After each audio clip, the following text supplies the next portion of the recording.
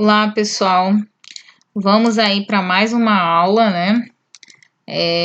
Retratando um pouco sobre as enzimas.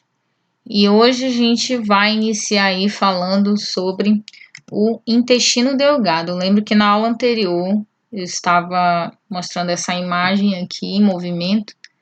Na verdade é um GIF. E eu estava mostrando aqui o estômago, né? O estômago transferindo o quimo para o intestino delgado, ó. A gente aqui no início, ó, olha o quimo sendo transferido aqui para o intestino delgado. E o que acontece? Ocorrem os movimentos peristálticos, né? O intestino ele continua se movimentando, o estômago também. Então esses movimentos eles são involuntários.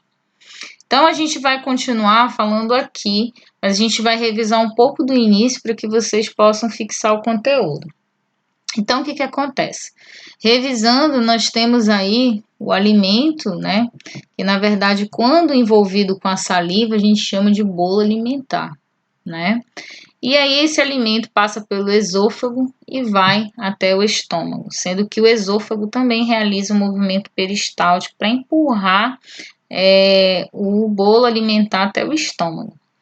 E o que acontece nesse sentido? A partir do momento que o estômago ele produz o suco gástrico e se mistura com o bolo alimentar, a gente chama esse bolo alimentar de quimo, né? E a gente sabe que o estômago ele possui aí as enzimas que as pepsinas, né? Que vão servir para quebrar as proteínas desse bolo alimentar. Bom, depois que ocorre esse processo aí, em que o bolo alimentar é convertido em quimo, o estômago vai transferir esse quimo para o intestino delgado. E o que acontece no intestino delgado? Tá? A partir do momento que o quimo é colocado aqui, né, no início do intestino delgado, ele vai receber aí uma carga líquida de bile, né, que é jorrado aí em cima dele. A bile é produzida aqui, gente, pelo fígado, mas a bile ela é armazenada aqui dentro da vesícula. E aí quando o quimo chega até aqui no intestino, como aconteceu aqui, ó, né, chegou, recebe aí uma carga de bile. E essa bile, ela serve para quebrar as gorduras, né, desse quimo, ok?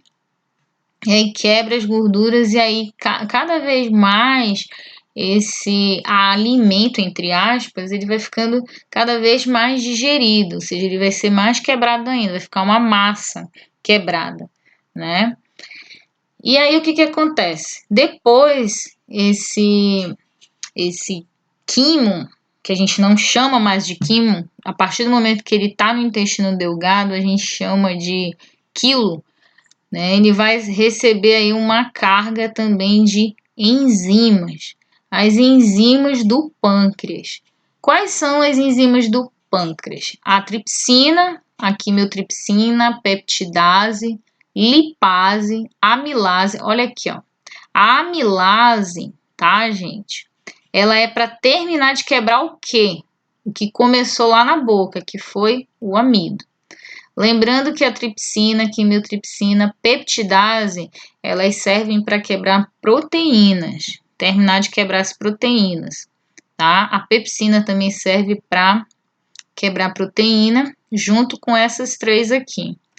A lipase, o próprio nome já diz, lipase serve para quebrar lipídios, né? Então a gente tem um apoio da bile, que ajuda a quebrar também lipídios, e a gente tem a ajuda da lipase. E temos aí a amilase pancreática, que serve para na verdade, dar continuidade na digestão do amido. Então, aí cada vez mais o quilo, né, que sofreu aí um processo de digestão a partir dessas enzimas, ele vai ficando cada vez mais quebrado, ou seja, os nutrientes vão sendo cada vez como é que eu posso dizer? Sendo quebradas e ficando cada vez menores. Bom, os nutrientes estão ali no intestino, estão sendo quebrados, e o que vai acontecer? O intestino vai começar a produzir o suco intestinal. Esse suco intestinal contém mais enzimas ainda. Então, gente, a gente não tem a ação de nenhuma glândula aqui. A própria parede do intestino, que são essas célulazinhas aqui, ó, tá? Produzem, na verdade, tem umas glândulazinhas aqui embaixo, tá? É que eu não fiz o desenho. Na verdade, a própria parede do intestino tem essas glândulazinhas que vão produzir o suco intestinal, que contém, você pode também chamar de suco entérico, que contém aí mais enzimas ainda. E o que são essas enzimas? Nós temos aqui a peptidase, a lactase, a sacarase e a maltase. Calma que eu vou explicar para vocês para que serve cada uma delas. A peptidase, ela serve para quebrar as proteínas, para continuar a quebra das proteínas que começou lá no estômago, e a gente também tem enzimas lá no pâncreas. Então a peptidase, ela serve para quebrar proteínas. Depois nós temos aí, ó, a lactase. O que é a lactase? A lactase é uma enzima que quebra a lactose. O que é a lactose? Lactose é uma enzima que a gente encontra no leite. A gente já estudou sobre essa lactose, né? A gente estudou no capítulo anterior. Então, a lactase, ela vai servir para quebrar esse açúcar aí, que é a lactose. E a sacarase? A sacarase serve para quebrar a sacarose, tá? O que é a sacarose? É o açúcar, aquele que a gente come na beterraba, ele tá lá na beterraba. Quando a gente põe o açúcar, aquele açúcar mesmo que a gente coloca no café, aquilo ali tá cheio de sacarase. Então, sacarose, desculpa. Então, a sacarase, ela serve para quebrar o açúcar, a sacarose. E a maltase, o que é essa enzima aqui? Tá? Gente, essa enzima, ela serve para terminar de quebrar o produto final do amido.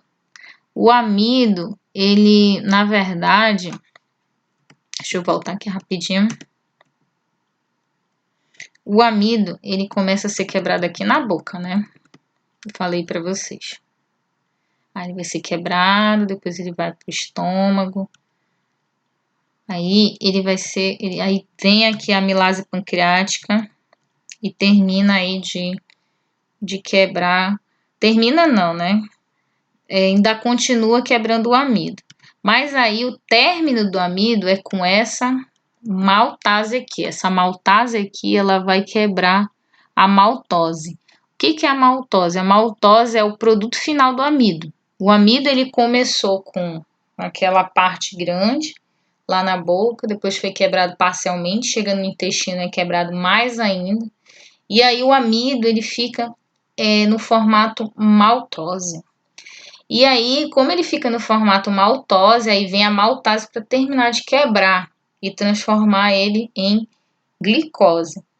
Então, é isso que acontece com o amido. O amido, ele passa por todo o processo de digestão e ele vira maltose.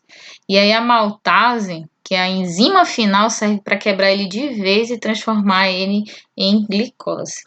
Depois esses nutrientes, né, são absorvidos aí pelo intestino delgado, pelas células intestinais, que são as células de vilosidade.